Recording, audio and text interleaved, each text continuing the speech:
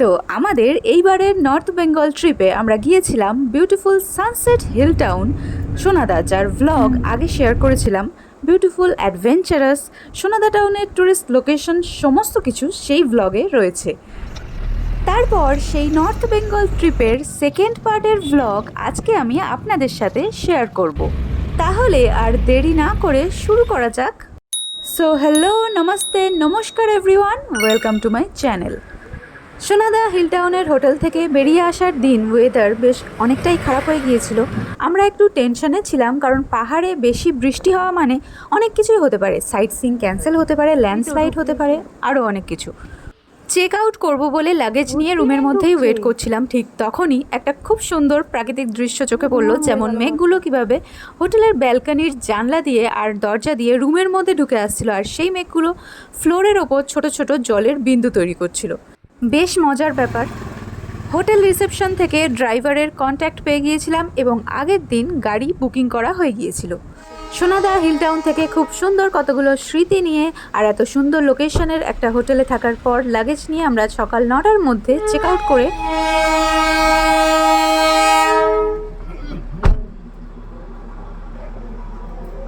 বেরিয়ে পড়লাম আমাদের নতুন ডেস্টিনেশনের দিকে। একদিকে ভীষণ বৃষ্টি হচ্ছে আর আমাদের গাড়ি এগিয়ে চলছে শিটংয়ের পথে। আর সোনাদায় দ্য লোকাল ট্রাইব হোটেল থেকে আমরা যখন বেরোচ্ছিলাম তখন একটা টয় ট্রেন যাচ্ছিল। সো সেই টয় ট্রেনটাকে রাস্তায় দেখতে পেয়ে আমাদের ড্রাইভার একদম ফিল্মি স্টাইলে मैं निकला गड्डी लेके বলে টয় ট্রেনটাকে ওভারটেক করে এগিয়ে চললো শিটংয়ের দিকে। ওয়েদার আপডেট তখন বলছে ওয়েস্ট বেঙ্গলের ওপর নিম্নচাপ তৈরি হয়েছে।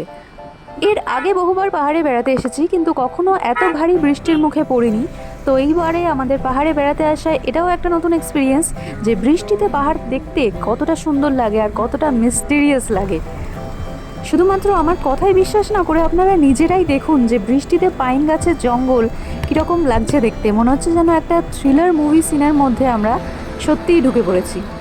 সোনাদা হিল টাউন থেকে শিটংয়ের দূরত্ব 46 কিলোমিটার। আর আমরা যে হোমস্টেতে বুকিং করেছিলাম সেটা ছিল আপার শিটংয়ে, তাই আমাদের আরও একটু উঁচুর দিকে উঠতে হতো। মানে আরও একটু এক্সট্রা দূরত্ব আমাদের যেতে হবে, এক্সট্রা ডিস্টেন্স কভার করতে হবে সেই হোমস্টেতে পৌঁছতে হলে। গল্পে আরও একটা টুইস্ট অ্যাড হলো, সেটা হচ্ছে আমরা যে হোমস্টেতে রুম বুকিং করেছিলাম সেখান থেকে ফোন করে বলা হয়েছিল যে আমাদের অন্য আরেকটা হোমস্টেতে রুম দেওয়া হচ্ছে, সেটা আবার শিটং 3-তে, মানে আরও একটু উঁচুতে আমাদের উঠতে হবে। মানে আরও আমাদের পৌঁছতে একটু বেশি টাইম লেগেছিলো। এমনি তো ওয়েদারের জন্য দেরি হয়েছিল, প্লাস লোকেশনের জন্য আরও একটু টাইম লেগেছিলো। দার্জিলিং ডিস্ট্রিক্টের কার্শিয়াং ডিভিশনের অন্তর্গত শিটং 4000 থেকে 4500 ফিট উচ্চতায় অবস্থিত। শিটং নামক এই গ্রামে হাইট অনুযায়ী শিটং 1, শিটং 2, আপার শিটং, শিটং 3 এইসব পার্ট রয়েছে। আমাদের যে হোমস্টেতে শিফট করা হয়েছিল সেটা আপার শিটংয়ে, যেখানকার উচ্চতা 4500 ফিট থেকে 5000 ফিটের মধ্যে। আর আমরা রাস্তায় যেতে যেতে এটা চিন্তা করছিলাম যে কীরকম রুম পাবো, কীরকম ভিউ পাবো, সেটা নিয়ে আমরা একটু চাপে ছিলাম। তবে একদিকে টি এস্টেট মানে চায়ের বাগান, আর একদিকে পাইন ফরেস্ট দেখতে দেখতে হয়তো খুব একটা পরিষ্কার দেখতে পাইনি ওয়েদারের জন্য, কিন্তু যথেষ্ট মনোরম লাগছিল পুরো জায়গাটার বিউটি। বৃষ্টিতে কীরকম লাগে সেটা উপভোগ করতে করতে আমরা এগিয়ে চললাম আমাদের হোমস্টের দিকে। নিম্নচাপের কারণে বৃষ্টি একদম থামার নামই নিচ্ছিল না, মুষলধারে বৃষ্টি হচ্ছিল। আর টি এস্টেট দেখতে দেখতে আমাদেরকে একটা টি এস্টেটের সামনে ড্রপ করা হলো। সো আমরা ভাবলাম যে হোমস্টে দেখতে পাচ্ছি না, তো এই টি এস্টেট ক্রস করে কি আমাদেরকে হোমস্টেতে যেতে হবে?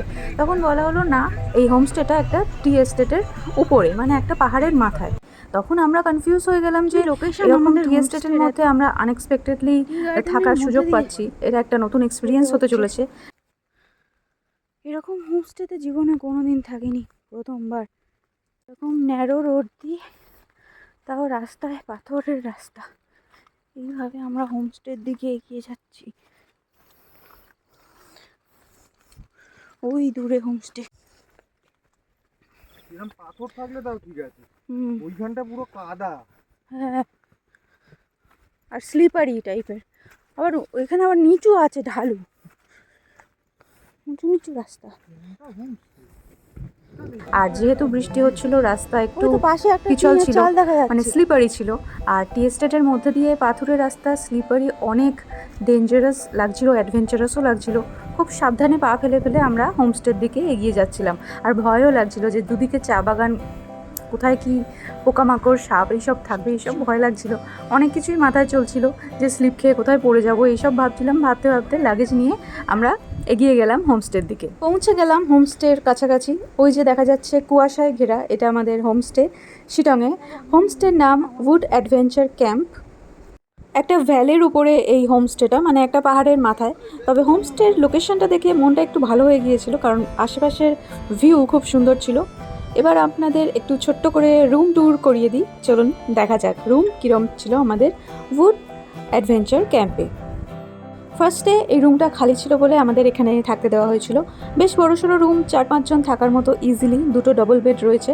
আর জানলা থেকে যে ঘরটা দেখা যাচ্ছে সেটা হচ্ছে ডাইনিং হল আর কিচেন।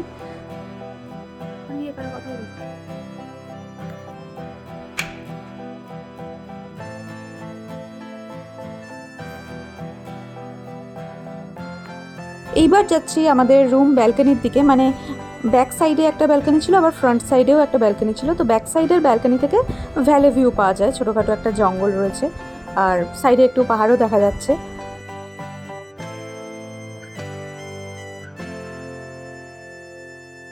ফ্রন্ট উইন্ডো থেকে একটা সুন্দর ওয়ালপেপারের মতো ভিউ পাওয়া যাচ্ছিল। আর এটা হলো ফ্রন্ট ব্যালকনি। ফ্রন্ট ব্যালকনিটা অ্যাকচুয়ালি শেয়ার্ড ব্যালকনি, পাশে আরেকটা রুম রয়েছে। আমরা যখন পৌঁছালাম শিটংয়ে তখন প্রায় বেলা 12টা বাজে। আর তখন মুষলধারে বৃষ্টি কমে গিয়ে ঝিরঝির করে বৃষ্টি হচ্ছিল। আর সামনের কয়েকটা অঞ্চলে মেবি মুষলধারে বৃষ্টি হচ্ছিল, সেটা আমরা এখান থেকে দেখতে পাচ্ছিলাম। মেঘগুলো কিভাবে পাহাড়ের ওপর সেই অঞ্চলে নেমে এসেছে। আর এই হোমস্টে থেকে পাহাড়ের একটা ওয়াইড ভিউ পাওয়া যায়, প্রচুর পাহাড় দেখা যায়। কাঞ্চনজঙ্ঘার রেঞ্জটা অনেকটা দেখা যায়, রুম থেকেও দেখতে পাওয়া যায়, আবার ব্যালকনি থেকেও দেখতে পাওয়া যায়। সো রুম হিসেবে পারফেক্ট, আমাদের তো বেশ ভালোই লেগেছিল রুমটা। এই উড অ্যাডভেঞ্চার ক্যাম্প হোমস্টের সমস্ত রুম থেকে কাঞ্চনজঙ্ঘা দেখতে পাওয়া যায়। উপরের রুমগুলো থেকেও পাওয়া যায়, সেরকমই নিচের রুমগুলো, মানে ফার্স্ট ফ্লোরে যে রুমগুলো রয়েছে সেখান থেকেও পাওয়া যায়। যাই হোক, অনেক বেলা হয়ে গিয়েছিল আর আমাদের প্রচণ্ড খিদে পেয়েছিল, কারণ সেই অনেক সকালে আমরা সোনাদা হিল টাউন থেকে হালকা ব্রেকফাস্ট করে এসেছিলাম। সো ওদের লাঞ্চ করতেও অনেক দেরি হয়ে গিয়েছিল, কারণ অনেক নতুন গেস্ট এসেছিলো। প্রায় দুপুর 3টে তখন আমরা এই শিটংয়ের হোমস্টেতে লাঞ্চ করলাম। তারপর রুমে এসে একটু প্রাকৃতিক সৌন্দর্য উপভোগ করে রেস্ট নিয়ে একেবারে সন্ধেবেলায় ব্যালকনিতে এলাম সন্ধ্যের ভিউটা এনজয় করব বলে। দিনের বেলায় আমরা হোমস্টে বা হোমস্টের সামনের ভিউটা যেরকম সুন্দর দেখেছিলাম, সন্ধেবেলায় একদম লুকস চেঞ্জ। রাতের অন্ধকারে হোমস্টেটা দারুণ লাগছিল দেখতে, আর সামনের ভিউটা তো ছিল জাস্ট অসাধারণ। 4000 ফুট উচ্চতা থেকে দিনের বেলায় এতগুলো বাড়ি চোখে পড়েনি। সন্ধ্যেবেলায় আলো জ্বলতেই এতগুলো বাড়ি দেখে আবার সেই গ্যালাক্সি দেখার কথা মনে পড়ে গেল। আর এই সামনে যে মেঘগুলো ঘুরে বেড়াচ্ছিল সেটা আরও অনেক গুণ সৌন্দর্যকে বাড়িয়ে তুলেছিল।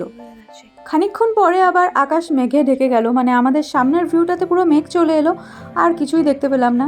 যাই হোক, হোমস্টেটা সন্ধ্যাবেলা দেখতে খুব সুন্দর লাগছিল। খানিকক্ষণ ব্যালকনিতে সময় কাটানোর পর আবার রুমে ঢুকে এলাম, কারণ ভিউ দেখা যাচ্ছিল না। সো ব্যালকনিটা একটু ঘুরে দেখিয়ে নিই। রান্নার প্রিপারেশন চলছিল, স্ন্যাক্স টাইম হয়ে আসছিল। সো আমরা স্ন্যাক্সের জন্য ওয়েট করছিলাম। আমরা যখন শিটং গিয়েছিলাম তখন ওয়েদার একটু ফ্লাকচুয়েট করছিল, কখনো ভালো ছিল কখনো খারাপ ছিল। আর শিটং যেহেতু একটু অফবিট জায়গা, সেই জন্য এখানে মেন টাউন বা মার্কেট সেরকম বলতে নেই। আর এই হোমস্টেটা একটু ভেতরের দিকে, তাও আবার টি এস্টেটের মধ্যে। তো সন্ধ্যের অন্ধকার নামার পর টি এস্টেটের মধ্যে দিয়ে যাওয়াটা একটু রিস্কি হয়ে যায়, সেই জন্য আমরা সন্ধ্যেবেলায় আর বেরোলাম না, রুমেই থেকে গেলাম। রুমে এসে ইভিনিং স্ন্যাক্স দিয়ে যাওয়া হলো, আর ইভিনিং স্ন্যাক্সে আমরা নিয়েছিলাম ভেজ পাকোড়া, তার সাথে টি। One bed is for luggage and one bed is for eating and sleeping. তার সাথে ছিল মিল্ক টি, আমাদের বাঙালির ফেভারিট দুধ চা। এটা খেতে খেতে রাতের ডিনারের অর্ডারটাও দিয়ে দিলাম। রাতে ডিনারের জন্য আমরা নিয়েছিলাম রুটি, চিকেন কারি, তার সাথে আলু ভাজা অ্যাড করা হয়েছিল।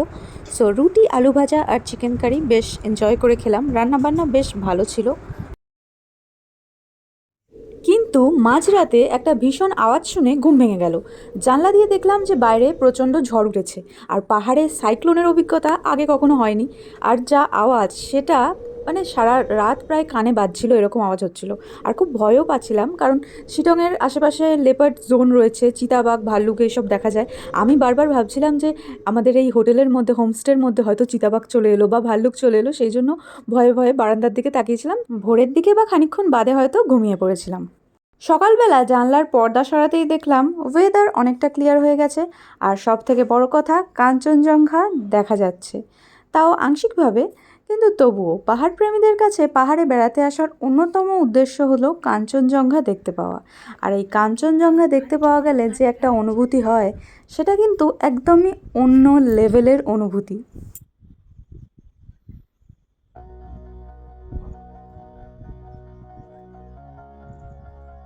Oh wow! ওয়েদার কি ঠান্ডা, সারা রাত ঝড়ের পর এত ভয়ঙ্কর লাগছিল রাত্রিবেলা যখন ঝড় হচ্ছিল, মনে হচ্ছিল আমরাই না উড়ে যাই। যে আজকে সকালের ওয়েদারটা ক্লিয়ার হয়ে গেছে, দেখে ভীষণ ভালো লাগলো।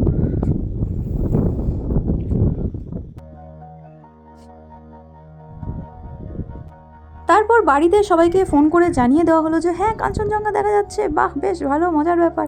একটা অন্য রকমের ফিলিং, সেই ছোট্টবেলায় কাঞ্চনজঙ্ঘা দেখেছিলাম যখন ক্লাস 3 কি 4-এ পড়ি, আর এই এখন দেখলাম এত বছর বাদে।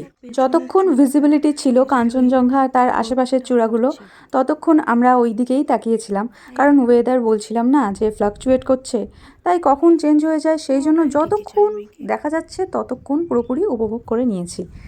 আর আশেপাশের পাহাড়গুলো বেশ সুন্দর লাগছিল যখন সূর্যের আলো পড়ছে পাহাড়ের ওপর। সকালটা বেশ মনোরম লাগছিল, বেশ পিসফুল লাগছিল, আর অনেকটা ভালো লাগছিল যে ওয়েদার এখন বেটার আছে, হয়তো আজকে সাইট সিইং করতে যেতে পারবো, এইসব প্ল্যান করছিলাম। আমরা এই যে হোমস্টেটায় ছিলাম, উড অ্যাডভেঞ্চার ক্যাম্প, সেটা ছাড়াও অন্যান্য হোমস্টে থেকে শিটংয়ের যে ভিউটা, অল টোটাল বলছি, শিটংয়ের যে ভিউটা এত সুন্দর লেগেছে। 4,000 4,500 ফুট উচ্চতায় থাকা সত্ত্বেও এত ভালোভাবে কাঞ্চনজঙ্ঘা দেখা যায়। আর তাছাড়াও তিস্তা নদীর একটা ভালো ভিউ পাওয়া যায়, সেটা পরে দেখাবো ভিডিওতে। তো সেই জন্য একবার হলেও শিটং কিন্তু পাহাড় প্রেমীদের অবশ্যই যাওয়া উচিত। আর একবার কেন, বারবার আপনি অবশ্যই অনেকবার যেতে পারেন, যদি আপনার আমার মতো শিটংয়ের ভিউ এতই ভালো লেগে থাকে। এই একটা ছোট বিচ আর ঝর্ণা। এখানে আমি হোমস্টের সামনের ভিউ থেকে শুরু করে পুরো হোমস্টেটা একটা পুরোপুরি রাউন্ড নিয়ে ভিউটা আপনাদেরকে শেয়ার করছি।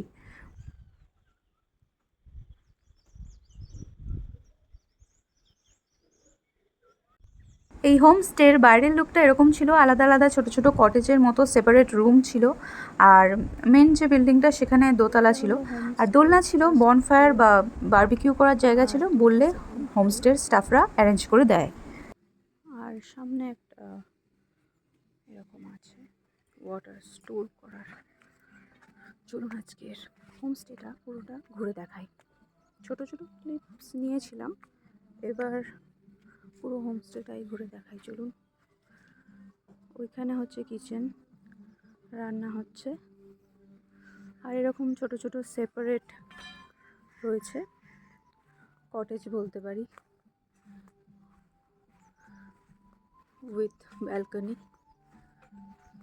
রুম যথেষ্ট বড়, দুটো করে বেড রয়েছে, আর এখানে একটু জায়গা রয়েছে ক্যাম্প নয়, ফায়ারিংয়ের জন্য, ক্যাম্প ফায়ার টাইপের, বা এখানে গ্রিল করা যায়, পিকনিক টাইপের। এখান থেকেও ভিউটা অসাধারণ। আজকের ওয়েদারটা একটু মেঘলা, আমরা আজকে সেজন্য ট্যুর প্ল্যান করিনি। আজকে আমরা প্ল্যান করেছি হোমস্টেটা এনজয় করার। এটা একটা সেপারেট কটেজ রয়েছে, আমি জানি না এটা এনারই ওনার, সেম ওনার কিনা। সো এর পেছনে রয়েছে এরকম একটা গাছপালা, ফরেস্ট গার্ডেন, চাষ করার জায়গা। এখানে প্রচুর কোয়াশ গাছ হয়েছে, এই সেগুলো সব কোয়াশ গাছ, ফার্মিং টাইপের জায়গাটা। প্রত্যেকটা রুম থেকে ভিউ খুব সুন্দর, এই কটেজটা থেকেও ভিউ ভীষণ সুন্দর, এখান থেকেও ভিউ সুন্দর।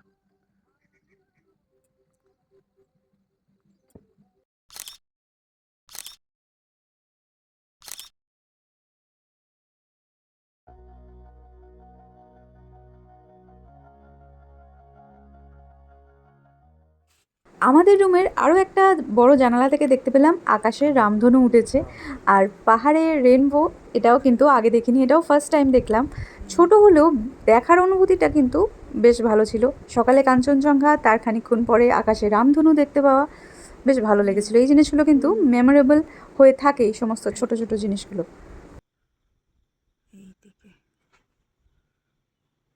তখন প্রায় সকাল 7টা বেজে গেছে। আমরা কাঞ্চনজঙ্ঘার ভিউ এনজয় করার পর ভাবলাম যে ব্রেকফাস্টের অনেক টাইম রয়েছে, কারণ 8টা, সাড়ে 8টা, 9টার দিকে ব্রেকফাস্ট দেয় এই হোমস্টেতে। সো আমরা ভাবলাম যে সামনে এতগুলো টি এস্টেট রয়েছে, চলো ঘুরে দেখা যাক। আর শিটং মানে যেহেতু কোনো টাউন বা মার্কেট এক্সপ্লোর করার ব্যাপার নেই, পুরোটাই ন্যাচারাল বিউটি আর ভীষণ সুন্দর একটা জায়গা। বেরিয়ে পড়েছি মর্নিং ওয়াকে শিটংয়ে আজকের আমাদের বলতে গেলে সেকেন্ড দিন, কিন্তু কালকে আমরা পৌঁছেছিলাম ওই দুপুর 1টা নাগাদ। তো সেই হিসাবে কাউন্ট করতে গেলে আজকে আমাদের সেকেন্ড দিন। তো সেকেন্ড দিন আমরা একটু মর্নিং ওয়াকে বেরিয়ে পড়েছি। আর যেহেতু আমাদের হোমস্টেটা একদমই টি এস্টেটের মাঝখানে, সো চা বাগানের মধ্য দিয়ে আমরা একটু এগিয়ে দেখছি মর্নিং ওয়াক নাকি এক্সপ্লোরেশন। একটু এগিয়ে দেখছি যে এখানকার বিউটিটা ঠিক কীরকম। ভয়ঙ্কর মনে হচ্ছে, কিন্তু যাই হোক দেখা যাক কত দূর এগোনো যায়। পাশে এরকম ফুল হয়ে রয়েছে, জঙ্গল। এখানে একটা স্ট্যাচু রয়েছে, আই গেস রিংপোচের স্ট্যাচু। আর পুরোটা চা বাগান, মানে যত দূর চোখ যাবে শুধু চা বাগান। চলুন যাই। আগের দিন রাতের বৃষ্টি, ঝড় আর নিম্নচাপ এই সমস্ত একটু হলেও কেটে গিয়েছিল, আকাশ পরিষ্কার হয়ে গিয়েছিল। সেই জন্য চারপাশ ভীষণ কালারফুল লাগছিল দেখতে। চা বাগানগুলো পুরো সবুজ আর পাহাড়গুলো এতটাই সুন্দর লাগছিল দেখতে, পুরো লাইভ ওয়ালপেপারের মতো। শিটংয়ের উচ্চতা যেহেতু 4000 থেকে 5000 ফুটের মধ্যে, সেহেতু একটা লাইন বরাবর পাহাড়ের দেখতে পাওয়া যায়, পুরো সমতল পর্যন্ত একটা ভিউ পাওয়া যায়। আবার এতটা উঁচুতে উঠতে হবে, পাহাড়ের ধাপ কেটে কেটে তো চা বাগানগুলো বানানো হয়। সো সেই রকমভাবেই আমাদের পাহাড়ের ধাপ কেটে কেটে উঠতে হবে এই রাস্তা দিয়ে। চলুন যাই, এগিয়ে দেখাই আপনাদের ঠিক কোন জায়গায় আমরা রয়েছি শিটংয়ে। ঢেঁকি শাক গাছ, যেটাকে অনেক মানে আলাদা আলাদা অঞ্চলে আলাদা আলাদা নামে চেনা হয়। আমি যখন শিলিগুড়িতে থাকতাম এটা ঢেঁকি শাক বলা হতো। আসাম এইসব জায়গায় ঢেঁকিয়া শাক বলা হয়, আরও অনেক জায়গাতে একে ঢেঁকিয়া শাক বলা হয়। আমরা সোনাদাতে, শিটংয়ে সব জায়গায় প্রায় দেখতে পেয়েছি, ভীষণ সুন্দর দেখতে। কিন্তু আমার মনে হয় এটা একটা জঙ্গলের গাছ, মানে নেচার্স বিউটি। আবার একটা জঙ্গলের ভেতরে রাস্তা চলে যাচ্ছে, সেটা লোকালসরা ইউজ করে। এই দিক দিয়ে নিচে নামলে চা বাগান, আবার উপরে উঠলেও চা বাগান। ফুল এত সুন্দর সুন্দর হয়, দেখে সত্যি চোখ জুড়িয়ে যায়। এই ফুলটা কীরকম আপসাইড ডাউন হয়ে আছে, কিন্তু ফুলটা কি সুন্দর দেখতে। চা বাগানের ভিউটা কি সুন্দর, তাই না? অ্যাডভেঞ্চার ক্যাম্পে রয়েছে, সত্যি সেটা অ্যাডভেঞ্চারাস। দেখুন জাস্ট রাস্তাটা, আর এখান থেকে চা বাগানের ভিউটা কি সুন্দর লাগছে দেখতে। তার কথা বলছিলাম, আমরা এই আমাদের শিটং সোনাদা ট্যুরে সব জায়গায় দেখতে পেয়েছি একটু ঘটের মতো কীরকম ফুলগুলোর শেপ, কুঁড়িগুলো কিন্তু ফুটলে খুব সুন্দর দেখায়। চা গাছের ফুল পড়ে রয়েছে চা গাছ থেকে, এটা চা গাছ আর চা গাছের ফুল। ক্যাম্প লেখা উঠে গেছে। কালকে তো আমরা রাস্তায় মানে বৃষ্টি ছিল বলে দেখতেই পাইনি। রাস্তা আজকে তো অনেক সুবিধা, চটি পড়ে কোনো রকম প্রবলেম হচ্ছে না। না, শিটংয়ে আমরা এই যে উড অ্যাডভেঞ্চার ক্যাম্প নামক হোমস্টেটায় ছিলাম, এর সামনে যে চা বাগানটা রয়েছে সেটা বেশ অনেকটা বড় আর হাইটটা বেশ ভালো, সেই জন্য একটা ওয়াইড ভিউ পাওয়া যায়। আর সেই জন্যই আশেপাশের হোমস্টে থেকেও টুরিস্টরা এখানে ফটো তুলতে আসছিল। সত্যি পাহাড়ের উপর সাদা মেঘগুলো যেমন বসেছিল, দেখতে অপূর্ব লাগছিল। আমরা মনে মনে এটাও প্রার্থনা করছিলাম যে ওয়েদার যদি আরেকটু বেশি ক্লিয়ার হয়ে যায়, আকাশ আরেকটু ক্লিয়ার হয়ে যায়, মেঘগুলো আরেকটু যদি সরে যেত, তাহলে কাঞ্চনজঙ্ঘা আরও বেশি ভালোভাবে দেখতে পেতাম। যেহেতু আংশিকভাবে দেখতে পাচ্ছিলাম, কিন্তু ওয়েদার এরকমই ছিল প্রায় বলতে গেলে। That's my baby. She's iconic. He's iconic. শিটংয়ের মেন অ্যাট্রাকশন বলা হয় অরেঞ্জ গার্ডেন। এত কমলালেবুর বাগান রয়েছে, সেটা দেখতেই পর্যটকরা এখানে আসেন। এই যে আমি একটা ফুল গাছ আপনাদেরকে একটু আগে ভিডিওতে দেখালাম, যেটার নাম পরে ইন্টারনেট থেকে দেখেছিলাম। তো একটা ডাল পেয়েছিলাম, সেটা ভেবেছিলাম বাড়িতে আনবো, কিন্তু আলটিমেটলি সাকসেসফুল হতে পারিনি। চা গাছের ফুলের সাথে সাথে চা গাছের ফলও আমরা দেখতে পেলাম এখানে এসে। এই যে এগুলো চা গাছের ফল, কিন্তু এত সুন্দর সুন্দর চা বাগান যে রয়েছে সেটা এইখানে না থাকলে হয়তো জানতে পারতাম না।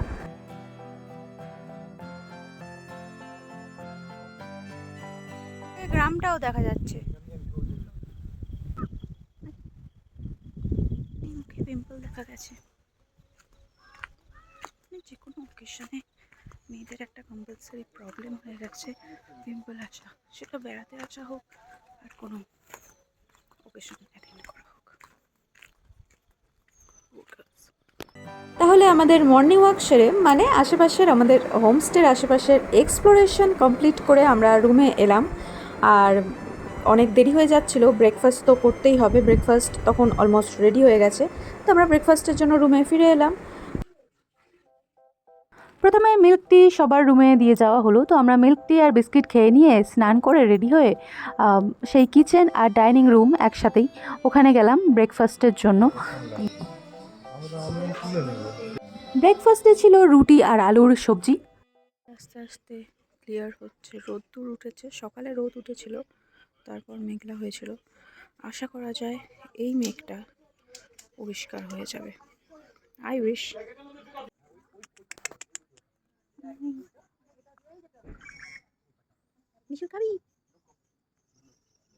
ওয়েদার কিন্তু আর ক্লিয়ার হলো না, বরঞ্চ আরও মেঘলা হয়ে গেল, বৃষ্টি আসবে আসবে সেরকম সিচুয়েশন চলে এলো। সেই জন্য আমাদের সাইট সিংয়ের প্ল্যানটা পরের দিনের জন্য পোস্টপোন করতে হলো। সেকেন্ড দিন শিলংয়েই আমরা হোমস্টের আশেপাশে ঘুরে কাটিয়ে দিলাম। আর হ্যাঁ, আমাদের শিফটিং করতে হয়েছিল, কারণ যেহেতু অন্য একটা হোমস্টে থেকে আমাদেরকে এই হোমস্টেতে ট্রান্সফার করা হয়েছিল, সেই জন্য উপরের রুমটা তখন অ্যাভেলেবেল ছিল বলেই আমরা উপরের রুমে ছিলাম। তারপর নিচের রুমে আমাদেরকে পাঠিয়ে দেওয়া হলো। একতলার ঘরে আমরা বেশ কিছু পোকামাকড় দেখতে পেয়েছিলাম। পাহাড়ি পোকামাকড় একটু আলাদা দেখতে হয়, তবে আমরা তাদের কোনো ক্ষতি করিনি, তারাও আমাদের কোনো ক্ষতি করেনি। তবে মশার জন্য আপনারা কোনো মসকিউটো রিপেলেন্ট স্প্রে বা ক্রিম আপনারা ক্যারি করবেন। প্রচুর মথ আমরা দেখতে পেয়েছিলাম শিলংয়ে। আমাদের ঘরেই একটা মথের বাসা ছিল, আর মথের ডিম প্রথমবার দেখলাম। এছাড়া কিছু কিছু স্পাইডার আর এই বিটল দেখেছিলাম বড় সাইজের, বেশ এন্টারটেইনিং লেগেছিল। যাই হোক, সেদিন সারাদিন মানে শিলংয়ে থাকার আমাদের সেকেন্ড দিন বৃষ্টি দেখতে দেখতেই সারাদিন কাটিয়ে ফেললাম। সাইট সিং করতে যেতে পারিনি, আর বাইরেও বেরোতে পারিনি। দুপুর হলে ছাতা নিয়ে আমরা কিচেনে গেলাম, মানে যেটা ডাইনিং হল, সেখানে গেলাম লাঞ্চ করার জন্য। এইটা ছিল সেদিনের লাঞ্চের মেনু। পুরো চারিদিকে ফগ ভর্তি হয়ে গেছে, কিছুই দেখা যাচ্ছে না। হ্যালোজেন লাগানো হয়েছে যাতে অ্যাটলিস্ট এই রাস্তাটা দেখা যায়।